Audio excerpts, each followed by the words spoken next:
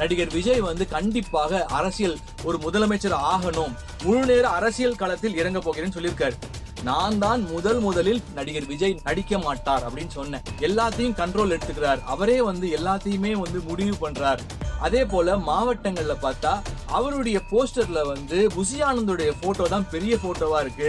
நான் சொல்றபடி கேட்டா 30% வந்து ஓட் வந்து வாங்க முடியும், வாக்கு வங்கிகளை நம்ம வாங்க முடியும். ஆனா புசி ஆனந்த் போற போக்குல பார்த்தா 2% ஓட்டு வாங்கினா பெரிய விஷயம் அப்படின்னு சொல்லி அந்த ஆடியோ லீக் ஆயிருக்கு. அவர் வந்து ஒரு வட்டத்தை ஏற்படுத்தி கொண்டு நடிகர் விஜயை நெருங்க விடாமல் எல்லா முடிவையும் அவர் தான் எடுக்கிறாரு. மாவட்ட செயலாளர்கிட்ட தான் புசி ஆனந்த் வந்து ஏகப்பட்ட லட்சங்களை வந்து பணமாக வாங்கி கொண்டதாகவும் இன்றைக்கு அவருடைய சொத்து மதிப்பு பல மடங்கு உயர்ந்திருப்பதாக சொல்றாங்க. 90% பாசிபிலிட்டிஸ் ஆர் தேர். அவர் கடைசி கட்டத்தில் போட்டியிடாமல் விலகிக் கொள்வார்.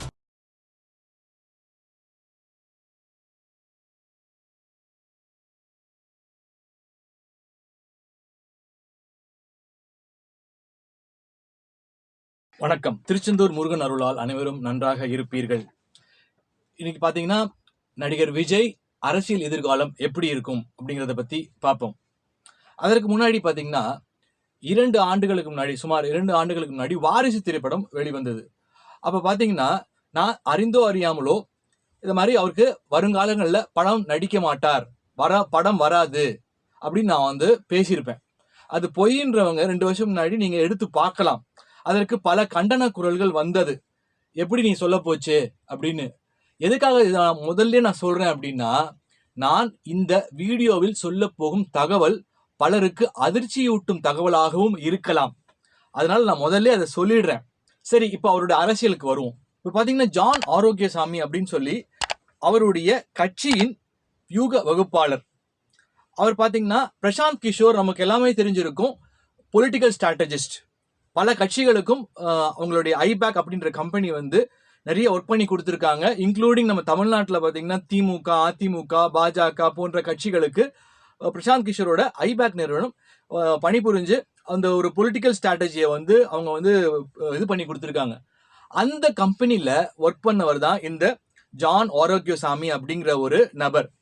சமீபமாக அவருடைய ஆடியோ, அவர் பேசின ஆடியோ ஒன்று வெளியே வந்திருக்கு. அது இப்போது மிகப்பெரிய சர்ச்சையை ஏற்படுத்தி கொண்டிருக்கிறது. அதாவது ஆடியோல என்ன சொல்றாரு அப்படின்னா, புசி ஆனந்த் அவர்கள் வந்து எல்லாத்தையும் கண்ட்ரோல் எடுத்துக்கிறார், அவரே வந்து எல்லாத்தையுமே வந்து முடிவு பண்றார். அதே போல மாவட்டங்கள்ல பார்த்தா அவருடைய போஸ்டர்ல வந்து புசி ஆனந்தோடைய போட்டோ தான் பெரிய போட்டோவா இருக்கு, நடிகர் விஜயோட போட்டோ வந்து சின்னதா இருக்கு. இதே போல போனா 30% வந்து நான் சொல்றபடி கேட்டா 30% வந்து ஓட் வந்து வாங்க முடியும், வாக்கு வங்கிகளை நம்ம வாங்க முடியும். ஆனா புசி ஆனந்த் போற போக்குல பார்த்தா 2% ஓட்டு வாங்கினா பெரிய விஷயம் அப்படின்னு சொல்லி அந்த ஆடியோ லீக் ஆயிருக்கு. அந்த ஆடியோ பாத்தீங்கன்னா உளவுத்துறை தான் வந்து வெளியிட்டதா சொல்றாங்க. இப்ப குறிப்பா பார்த்தா நடிகர் விஜய்க்கு ஒரு ஃபேமிலி சப்போர்ட் இருக்கான்னு பார்த்தா அவருடைய ஃபேமிலி, அதை பத்தி நம்ம வந்து பர்சனல் ரொம்ப பேசக்கூடாது. இருந்தாலும் அவருடைய கருத்து வேறுபாடின் காரணமாக அவருடைய மனைவி மற்றும் மகள் இப்போது லண்டனில் இருப்பதாகவும், அவர் தனியா தான் இங்க இருக்காரு. அவருடைய மகன் வந்து இப்போ ஒரு திரைப்படம் வந்து இயக்குவதாக இருந்தது லைகா ப்ரொடக்ஷன்ஸ்ல.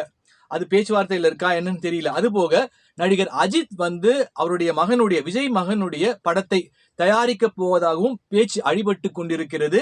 கன்ஃபார்ம் நியூஸ் இல்ல. அப்போ எப்படி பார்த்தாலும் நடிகர் அஜித்தையும் விஜயையும் கம்பேர் பண்ணீங்கன்னா ஃபேமிலி லைஃப்ல அவருக்கு ஃபெயிலியர் தான் சொல்லணும். அவர் ஒரு பெரிய ஹீரோ. இன்றைக்கு 200 கோடி ரூபாய் சம்பளம் வாங்கக்கூடிய ஒரு பெரிய மாசான ஒரு ஹீரோ, ஒரு 1000 கோடி ரூபாய்க்கு மேல ஒரு பிசினஸ் இருக்கக்கூடிய ஒரு பெரிய ஹீரோ. ஆனால் அவருடைய ஃபேமிலி லைஃப்ல பார்த்தா மிகப்பெரிய ஃபெயிலியர் தான் சொல்லணும். அதே போல அவங்க அப்பா வந்து ரொம்ப ஆர்வமாக இருந்தாங்க. ஒரு 4-5 ஆண்டுகளுக்கு முன்னாடி கட்சி தொடங்கணும், இந்த மாதிரி அவர் கூட தொடங்கினார். அதற்கு பிறகு ஒரு சர்ச்சை ஏற்பட்டது. நடிகர் விஜய் அவர்கள் வந்து யாரும் ஆதரிக்க கூடாது, என்னுடைய தந்தையை வந்து யாரும் ஆதரிக்க கூடாது, அவருடைய கட்சியில் யாரும் இணையக்கூடாது அப்படின்னு சொல்லி ஒரு உத்தரவு போட்டார். அவருக்கு பெரிய ஒரு பேக் போன் யாருன்னு கேட்டேன் நான் நடிகர் விஜய்க்கு அவங்க அப்பா எஸ்ஐசி தான் சொல்லணும். அவர் பிலிம் கேரியர் எடுத்து பார்த்தாலும் சரி, இன்னைக்கு ஒரு நடிகராக பெரிய உச்சம் தொட்ட ஒரு நடிகராக இருக்கார் அப்படின்னா கண்டிப்பாக அவருடைய அப்பாவுடைய பெரிய ஒரு ஆதரவு, கதை கேட்கறதா இருக்கட்டும், எல்லா விஷயங்களையும். அதே போல நான் இதுல சொல்லிடுறேன் என்னன்னா, நான் ஜோதிடத்தின் அடிப்படையில் சொல்லல. இப்போ நாடி படிக்கிறதுன்னு சொல்லியிருப்பாங்க நிறைய பேர். இப்போ வந்து ஓலைச்சுவடியில வந்து இப்போ ஒரு விஷயங்கள் வந்து இப்போ நீங்க பாத்தீங்கன்னா வைத்தீஸ்வரன் கோயில்ல போனீங்கன்னா நாடி படிக்கிறவர்கள் அதுல போலியும் இருக்கு, உண்மையும் இருக்கு. ஒருத்தருக்கு ஒரு ஞானம் இருக்கும். அப்ப நாடியில வந்து ஒரு தகவலை இந்த மாதிரி வந்து சூட்சமமா, இப்ப நான் எப்படி சொன்னேனோ 2 வருஷம் முன்னாடி எந்த திரைப்படமும் வராது, எடுத்து பாத்துக்கலாம் நீங்க வந்து.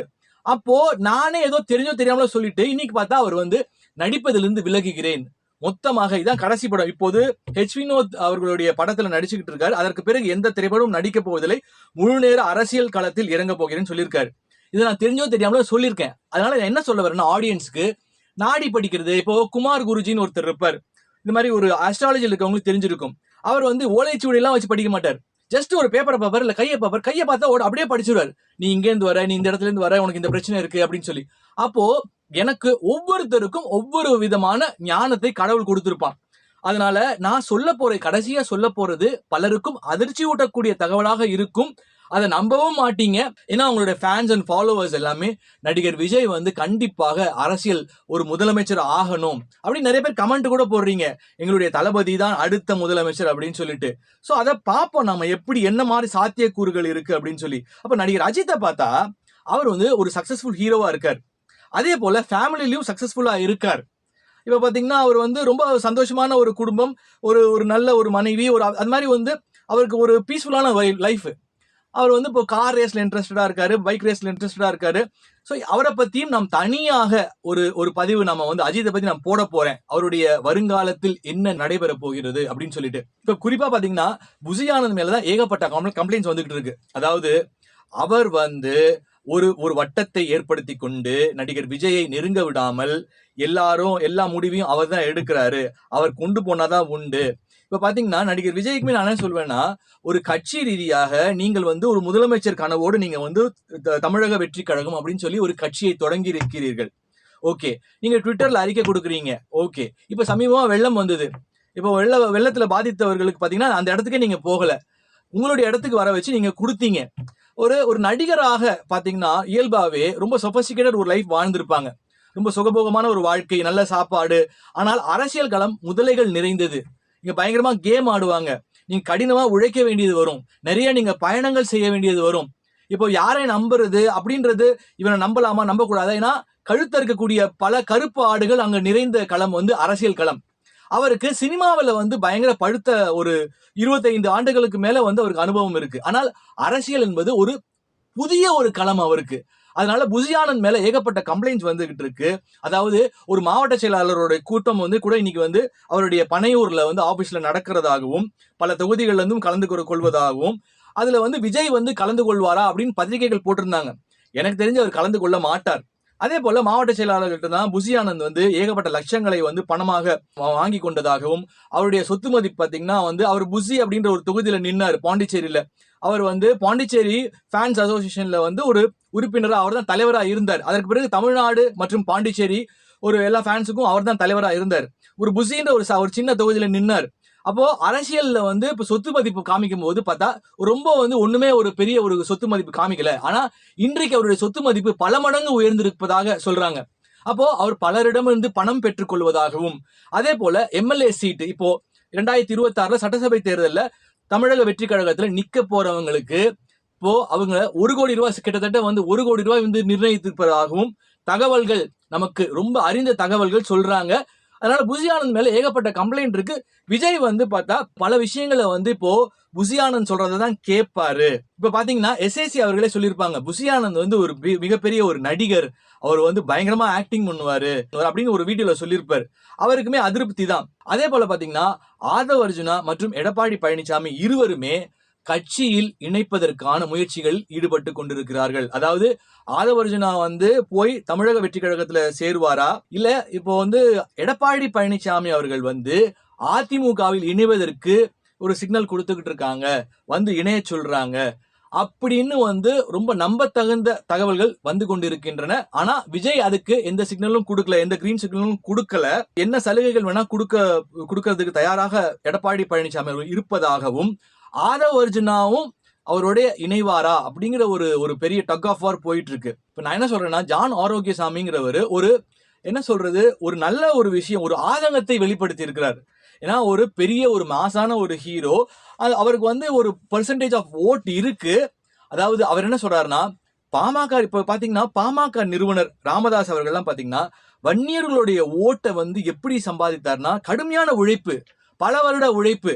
இப்ப பாத்தீங்கன்னா அவர் வந்து ஊர் ஊராக சென்று பல வன்னியர்களிடம் வந்து பேசி அப்படித்தான் பலரையும் திரட்டினார். இப்ப கலைஞர்லாம் பாத்தீங்கன்னா பழுத்த அரசியல்வாதி, பல மேடைகள்ல வந்து நிறைய சிறந்த பேச்சாளர், பல ஊர்களுக்கு பயணம் செய்வார், பல மேடைகள்ல பேசுவார், பலருடன் ஒன்று கூடி அவர் வந்து சின்ன ஒரு யாரா இருந்தாலும் வந்து இப்போ லோ லெவல்ல இருந்து ஒரு ஹையர் லெவல் வரைக்கும் எல்லாரோடையும் வந்து அவர் கனெக்டடா இருப்பாரு. ஆனா நடிகர் விஜய் பாத்தீங்கன்னா ஒரு பெரிய அளவுல வந்து ஒரு கனெக்டடா இல்ல. ஒரு ஒரு எப்படி சொல்றது, ட்விட்டர்ல அறிக்கை கொடுக்கிறார். அந்த அறிக்கை வந்து அவருடைய அரசியல் வெற்றிக்கு எந்த அளவுக்கு கொடுக்குமா? கண்டிப்பா கொடுக்கவே கொடுக்காது. அவர் களத்துக்கு வரணும். கேட்டா வந்து இது மாதிரி வந்தா கிரௌடு கூடிடும்.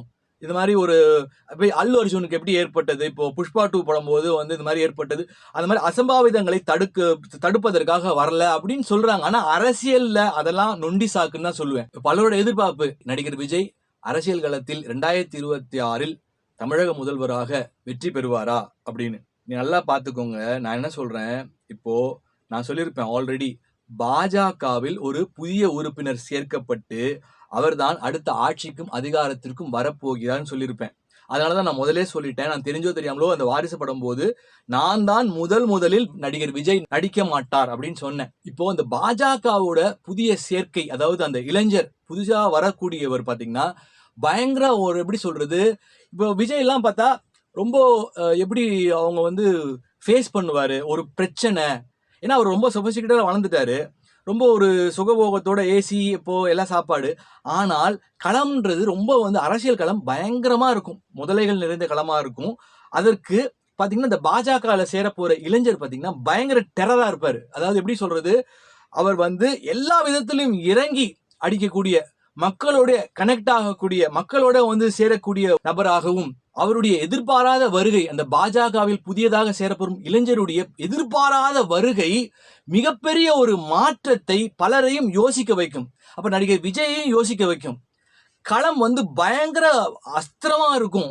அந்த பாஜக உறுப்பினரோட களம் வந்து பயங்கர அஸ்திரமாக இருக்கும். அப்படிப்பட்ட பட்சத்தில் நடிகர் விஜய், நான் சொல்வது பலருக்கும் அதிர்ச்சியூட்ட தகவலாக இருக்கும், 90% இனி நடைபெற போகின்ற அரசியல் களத்தை பாருங்க. 2026 அந்த டெரரா வந்து பாஜக இணைய போகின்ற நபர் மூலமாக அவர் யோசிக்க ஆரம்பிப்பார், நம்ம களத்துக்குள்ள வரலாமா? ஏன்னா ஒரு மாசான ஒரு ஹீரோ சப்போஸ் வந்து மண்ணை கவிவிட்டால், அதுவும் இல்லாம பாத்தீங்கன்னா திமுகலாம் ஒரு தொகுதிக்கு 100 கோடி ரூபாய் செலவு பண்ணுவாங்க. ஆல்ரெடி விஜயோட மனைவிக்கு எல்லாமே பெரிய மனஸ்தாபம் என்னன்னா, அவங்களுக்கு இவர் அரசியலில் இறங்குவது சுத்தமாக பிடிக்கல. ஏன் தேவையில்லாம, அதாவது ஓடுற குதிரை பொன்னுடையிடக்கூட வாத்து அவரு, ஏன் தேவையில்லாம போய் அரசியல்ல போய் காசெல்லாம் இழக்கணும்? இப்போ ரஜினிகாந்த் அவர்களே வந்து பின்வாங்கியதற்கான காரணம் பாத்தீங்கன்னா, எதற்காக அரசியலுக்கு போகணும், அரசியல்ல போய் எதுக்கு காசெல்லாம் இழக்கணும், அதனால அவர் பின்வாங்கிட்டார் சொல்லுவாங்க. அதே போல விஜயோடைய மனைவிக்கும் பாத்தீங்கன்னா சுத்தமா விருப்பம் இல்ல, பேசாம நடிச்சுட்டு போக வேண்டியதானே அப்படின்ற மாதிரி அவங்களுக்கு ஒரு பெரிய மனஸ்தாபம் இருக்குன்றாங்க.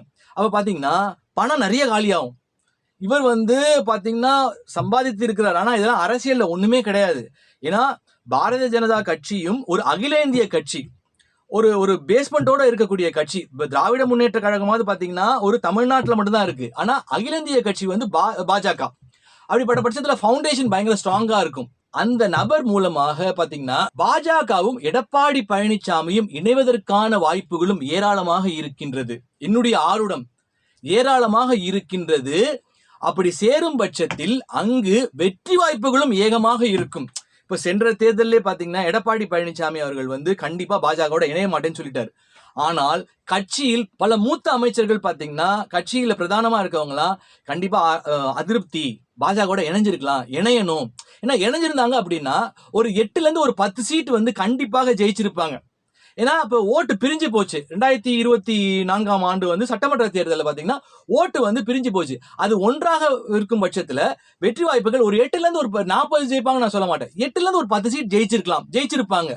அதனால இப்போ கட்சியில பலருக்கும் வந்து இப்போதையும் ஆசை என்னன்னா, சேரணும், பாஜகவோட சேரலாம். ஆனா எடப்பாடி அவர்களுக்கு இப்போது வரைக்கும் அந்த ஒரு விருப்பம் கிடையாது. ஆனால் கண்டிப்பாக மாறும். ஏன்னா எதிர்காலத்துல நடக்க போற நிகழ்வுகள் அப்படி சேர்ந்தாரு அப்படின்ற பட்சத்துல அவருக்கும் நிச்சயமாக வெற்றி வாய்ப்புகள் இருக்கும். அப்ப நீ சொன்னீங்க புதுசா அதிகாரத்துக்கு வரப்போறவன் பாஜக தான் வரப்போறோம், டெப்டி சிஎமாவும் இருக்கலாம். ஒரு எப்படி சொல்றது, ஒரு சூசகமா சொல்லிட்டேன், ஒரு பெரிய மாற்றம் நடைபெற போகின்றது. திராவிட முன்னேற்ற கழகம் கண்டிப்பாக வராது, கண்டிப்பா தோல்வி அடையும். ஏன்னா இப்பவே மக்களுடைய அதிருப்தியை சம்பாரிச்சிட்டாங்க. அப்படிப்பட்ட பட்சத்தில் எடப்பாடி அவர்கள் சிந்தித்து கலந்து ஆலோசித்து பாஜகவுடன் இணையும் பட்சத்தில் அவருக்கும் பிரகாசமான அரசியல் எதிர்காலம் இருக்கும். அப்படி இல்லாத பட்சத்தில் அவருடைய அரசியல் எதிர்காலம் மிகப்பெரிய ஒரு கேள்விக்குறியாகவே இருக்கும்.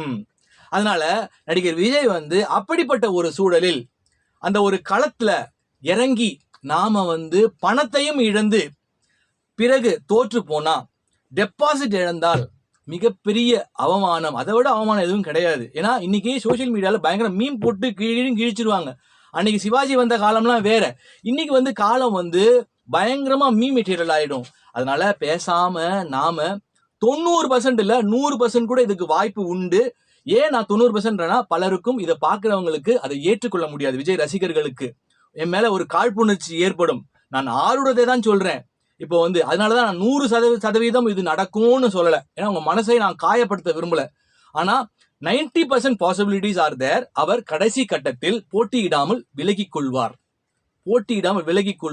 ஏன்னா போட்டி போட்டு டெபாசிட் இழந்து அந்த ஒரு அவமானத்தை எதிர்கொள்வதற்கு பதிலாக நாம் போட்டியிடாமல் டீசெண்டா ஒதுங்கிட்டா நல்லா இருக்கும் அப்படின்னு யோசிக்கலாம். 90% there are possibilities. அதனால தயவு செய்து ஏதோ நான் காழ்ப்புணர்ச்சியில சொல்றேன்னு நினைக்க வேண்டாம். அதனால வருங்காலத்துல நடைபெற போகின்ற நிகழ்வுகளை தான் நான் சொல்றேன் தவிர மற்றபடி எனக்கும் அவருக்கும் எந்த பகையோ எந்த ஒரு விஷயமும் கிடையாது. பேசியிருக்கலாம், நான் அவரை பற்றி சில விஷயங்கள் பேசியிருக்கலாம். ஆனால் இப்போது ஒரு சாதாரண ஒரு ஆருடத்தின் அடிப்படையில் தான் நான் சொல்றேன். அதே போல பாத்தீங்கன்னா இந்த ஆடியோ எப்படி வெளிவந்தது, யார் வெளியிட்டாங்க, யார் எந்த கல்பிரேட் வெளியிட்டாங்க, இப்போ உளவுத்துறை அப்படின்னு சொல்றாங்க. எந்த அளவுக்குன்னு தெரியல. இப்ப பாத்தீங்கன்னா அவர்களை நினைச்சா ரெக்கார்ட் பண்ண முடியும். இந்த ஆடியோ வெளியிட்டது மிகப்பெரிய ஒரு சர்ச்சையை ஏற்படுத்தி கொண்டிருக்கிறது.